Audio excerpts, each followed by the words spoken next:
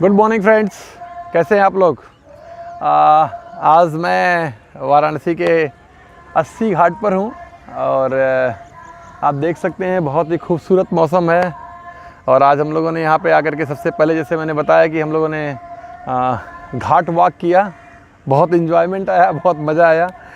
और दोस्तों आज मैं अपने दिल की बात आपसे शेयर करना चाहता हूँ। मेरा मानना है ज़िंदगी में सक्सेसफुल होने के लिए जो आपके पास सबसे बड़ी चीज़ होनी चाहिए। अक्सर लोग मुझसे पूछते हैं कि सर क्या ऐसी चीज़ मेरे पास हो ना कि मैं सफल हो जाऊं, एक कोई चीज़ बताइए।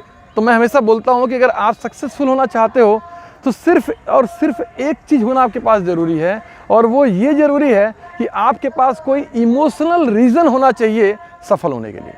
अगर आपके पास इमोशनल रीज़न है तो मेरे दोस्त आपके अंदर वो सारी क्वालिटी, वो सारी सिचुएशन अपने आप उत्पन्न हो जाएगी जो आपको सफलता की तरफ लेकर के जाएगी। मुझे एक कहानी याद आती है, आपने सुना होगा कि विद्योत्तमा और कालिदास का शास्त्रार्थ जो हुआ था। आपको पता है विद्योत्तमा एक बहुत ही घमंडी गुरूरी विद्वान थी। तो उस समय के जो ऋषि थे, मुनि थे, उन लोगों ने उनसे शास्त्रार्थ करके वो नहीं जीत पा रहे थे। तो उनके मन में कहीं ना कहीं से ये भाव था कि इस विद्योत्तमा को हराना है, इसके गुरूर को तोड़ना है। तो वो लोग निकले कि चलो चलते हैं और चल करके किसी ऐसे मूर्ख व्यक्ति से इनका शास्त्रार्थ कराते हैं जिससे कि उसके गुरूर को तोड़ा जाए।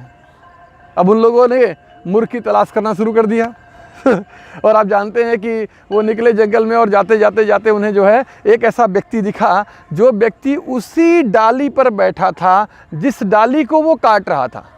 मतलब ये है कि अगर वो डाली कटती तो वो व्यक्ति खुद नीचे गिरता। और ये देख करके उन लोगों ने सोचा इससे बड़ा मूर्ख तो दुनिया में कोई मिल नहीं सकता। तो वो लोग गए और जाकर के उन लोगों ने जो है उस व्यक्ति से बात किया और बोला कि तुम्हें जो है चलना है मेरे साथ और एक शास्त्रार्थ होगा, उस शास्त्रार्थ में भागीदारी करना है, बस शर्त यह है कि तुम कुछ बोलना नहीं। विद्योत्तमा ने बोल रखा था कि ठीक है, जो भी शास्त्रार्थ से मुझे हराएगा उससे मैं शादी कर लूँगी।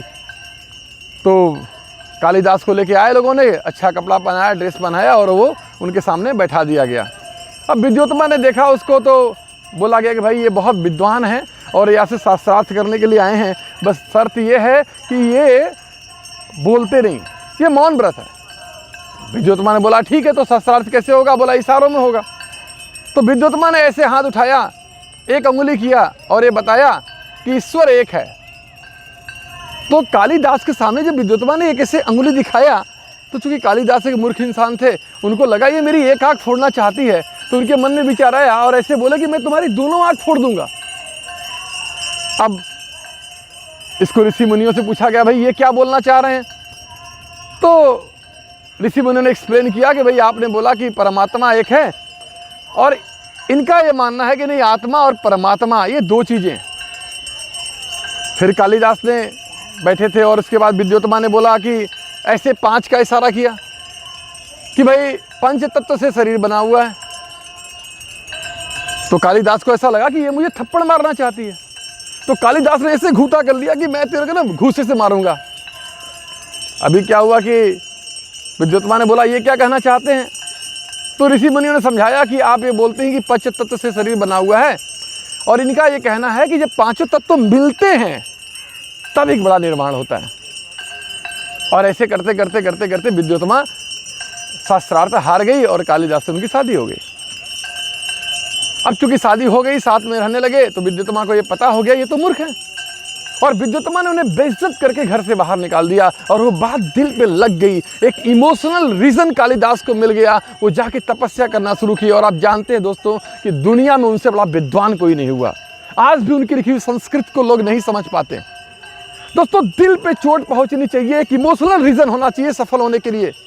एक व्यक्ति जो इसी 80 पर उनके नाम पर एक घाट बना है, तुलसीदास जी, इतने अंधे थे, इतने पागल थे अपने पत्नी के प्यार में, इतने कामांध थे कि पत्नी जब चली गई मायके तो उनसे रहा नहीं गया और वो रात के अंधेरे में निकल पड़े घर से। जब गए, बाहर गए तो बाढ़ थी, कैसे जाते, कुछ दिख नहीं रहा था। दोस्त एक मुर्दा जा रहा था बहते हुए, उनको इतने वो कामांध थे, इतने वो जुनून में थे कि उनको लगा कि ये लकड़ी है। वो मुर्दे को पकड़ करके वो नदी पार गए। जब वो अपने ससुराल पहुँचे तो वहाँ पर घर में कैसे जाएं वो, तो पीछे से छत पे चढ़ना चाह रहे थे और उस समय एक सांप लटक रहा था और वो इतने प्रेम में पागल थे अपनी पत्नी के, उन्होंने सांप को रस्सी समझ के पकड़ लिया और वो पत्नी के पास गए। और जब पत्नी के पास गए मेरे दोस्त, पत्नी ने देखा ये तो बोला कि काश इतना ही प्रेम अगर प्रभु राम से आप लगा लिए होते। और ये बात तुलसीदास जी को लग गई। और दोस्त आज रामचरितमानस जैसा महान ग्रंथ हम लोग के बीच में है। दोस्त बड़ा क्रिएशन तब होगा जब आप किसी कारण से, इमोशनल रीजन से आप किसी काम को दिल से लगा लेंगे। मेरा आज का मैसेज यही है मेरे दोस्त, आप सफल अगर होना चाहते हैं तो आप अपने इमोशनल रीजन को ढूंढिए। क्या ऐसा चीज है जो आपको देर रात तक जागने के लिए मजबूर कर सकता है? क्या ऐसी चीज़ है जो आपको जल्दी सुबह उठने के लिए मजबूर कर सकता है? क्या ऐसी चीज़ है जो आपको वो काम करने के लिए मजबूर कर सकता है जो काम आप नहीं करना चाहते? क्या ऐसा चीज़ है जो आपको उनसे जाकर मिलने के लिए मजबूर कर दे जिनसे आप नहीं मिलना चाहते? क्या ऐसी चीज़ है जो आपको वो सब सीखने के लिए मजबूर कर दे जो सीख करके आप सफल हो सकते हैं? दोस्तों डिसीजन आपका है, निर्णय आपका होगा, क्योंकि ज़िंदगी आपकी है। आपको अपना PMF खोजना पड़ेगा, अपना प्राइवेट मोटिवेटिंग फैक्टर खोजना पड़ेगा। वो कौन सी ऐसी चीज़ है जिसके बिना आपका जीवन ही निरर्थक सा लग जाएगा? और दोस्त जिस दिन वो रीज़न आपको मिल गया, ये यूनिवर्स, ये पूरी की पूरी ब्रह्मांड की सारी अलौकिक शक्तियाँ आपके रास्ते में सहयोग करने लगेंगी, आपको मदद करने लगेंगी। Then thank you very much, thank you, love you lot. आप सब लोग को मेरा ढेर सारा प्यार। दिल से काम करिए। नमस्कार।